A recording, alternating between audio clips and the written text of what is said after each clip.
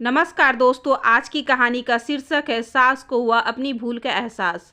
राधा जी एक आम मध्यवर्गीय परिवार की मुखिया थी। वे अपने बेटे शुभम और बहू मनीषा के साथ रहती थी। एक बेटी सीमा थी जो कि शादी के बाद अमेरिका में बस गई थी। राधा जी के पति की मृत्यु बहुत पहले ही हो चुकी थी। शुभम और मनीषा की शादी को 5 साल हो गए थे, लेकिन अब तक उनकी कोई संतान नहीं थी। राधा जी की बहू मनीषा भी जॉब करती थी, जो कि राधा जी को बिल्कुल भी नहीं सुहाता था। वे जल्द से जल्द दादी बनना चाहती थी, लेकिन मनीषा और शुभम यह अच्छी तरह से जानते थे कि अभी मनीषा का जॉब करना कितना ज़रूरी था।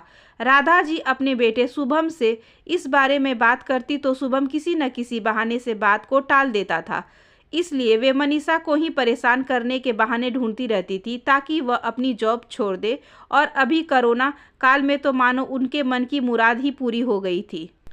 हालांकि वे दिल की बुरी नहीं थी, लेकिन पोते की चाह में वे न चाहते हुए भी ऐसा कर जाती थी। अपनी हम उम्र सहेलियों को दादी बनते देखकर उनका मन भी दुखी हो जाता था। उस दिन भी घर में ऐसा ही कुछ हुआ था। ऑफिस में काम की वजह से मनीषा देर तक सोती रही और राधा जी को अच्छा खासा मौका मिल गया। ये क्या बहू, अभी तक सो रही हो? पता है सुबह के 10 बज गए हैं। शुभम भी बेचारा कब से उठकर ऑफिस के काम पर लग गया है और तुम हो कि अभी तक सोई पड़ी हो। चलो अब उठकर सबके लिए चाय नाश्ता बना लो। मुझसे कुछ नहीं हो पाता, वरना मैं तो तुम्हारे भरोसे कभी ना रहती, खुद ही सब कर लेती। सॉरी माँ जी, वह देर रात तक काम चलता रहा, इसलिए सुबह सुबह ही सो पाई थी, इसलिए समय का पता ही नहीं चला। आप चलिए, मैं अभी जल्दी से आती हूँ। हाँ हाँ ठीक है, मेरा कुछ नहीं, पर शुभम को तो देख लो, उसे कुछ चाहिए तो नहीं? कब से उठा है बेचारा। हे भगवान, मुझे जल्दी से ठीक कर दे ताकि मैं ही अपने बेटे का ध्यान रख लूँ, राधा जी ने नाटक के अंदाज से कहा। राधा जी ने अपनी बहू मनीषा को उठाते हुए कहा। मनीषा ने घड़ी देखी तो वाकई 10 बज गए थे। आज उसकी आंख कैसे नहीं खुली। वह जल्दी जल्दी अपने काम निपटाकर हॉल में आई तो शुभम अपने लैपटॉप के साथ ऑफिस के काम कर रहा था। उसने किचन में जाकर चाय नाश्ता बनाया और फिर रात के बर्तन साफ किए और झाड़ू पोछा करके नहाने चली गई। दरअसल कोरोना वायरस की बढ़ती बीमारी की वजह से शहर में पूरी तरह लॉकडाउन किया गया था, इसलिए काम वाली बाई भी नहीं आ रही थी। मनीषा खुद एक इंटरनेशनल कंपनी में काम करती थी। उसका ऑफिस टाइम निश्चित नहीं होता था, अधिकतर उसे रात में देर रात तक काम करना होता था। कल भी उसका काम देर रात तक चलता रहा, इसलिए वह देर तक सोती रही। मनीषा नहाकर आई तो देखा कि उसकी सास अपने कमरे में अपनी सहेली से फ़ोन पर बात कर रही थी। बातचीत में अपना नाम सुनकर मनीषा सास की बातें सुनने लगी। अरे शारदा, तुम भी अपनी बहू को ज़्यादा सर पर मत बैठाओ। बहू को ज़्यादा उड़ने दोगी तो कल को अपनी नौकरी के चक्कर में वह तुम्हें ही घर की नौकरानी बनाकर छोड़ेगी।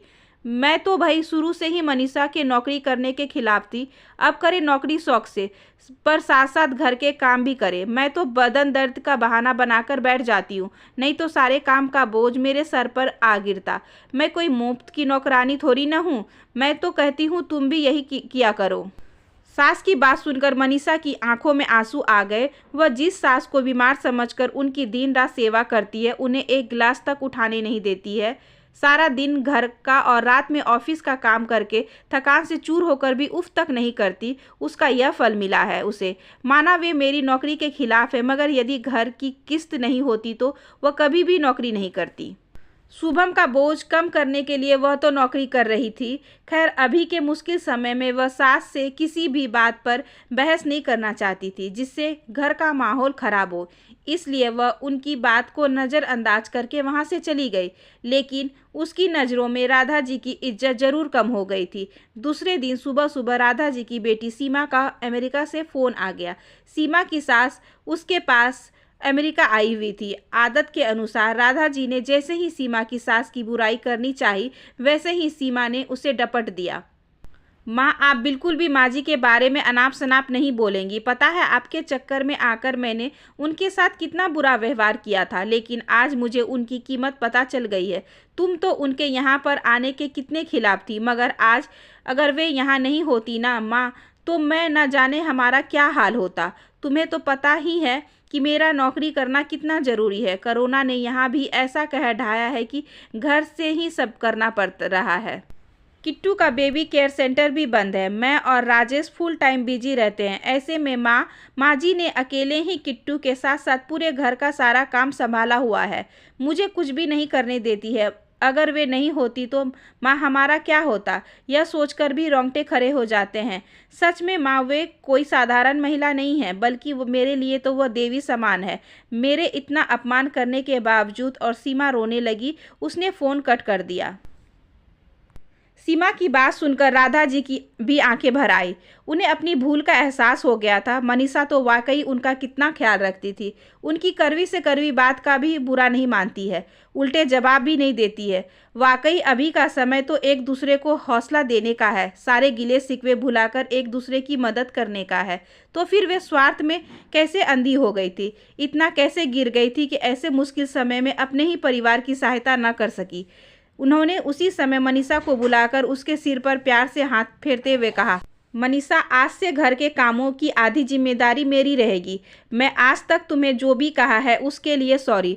चलो अब तुम जाकर आराम करो, खाना मैं बना लूँगी। इधर सास का बदला हुआ रूप देखकर मनीषा की भी आंखों में खुशी के आंसू आ गए और अपनी सास के प्रति उसके मन में फिर से पहले वाला सम्मान वापस आ गया था। शायद हमारे जीवन में मुश्किल समय आता ही इसलिए है कि हमें एक दूसरे की अहमियत का पता चले। अपनी गलतियों का एहसास होने और आगे बढ़कर माफ़ी मांगने से वाकई इंसान छोटा नहीं बल्कि बहुत बड़ा हो जाता है, राधा जी की तरह।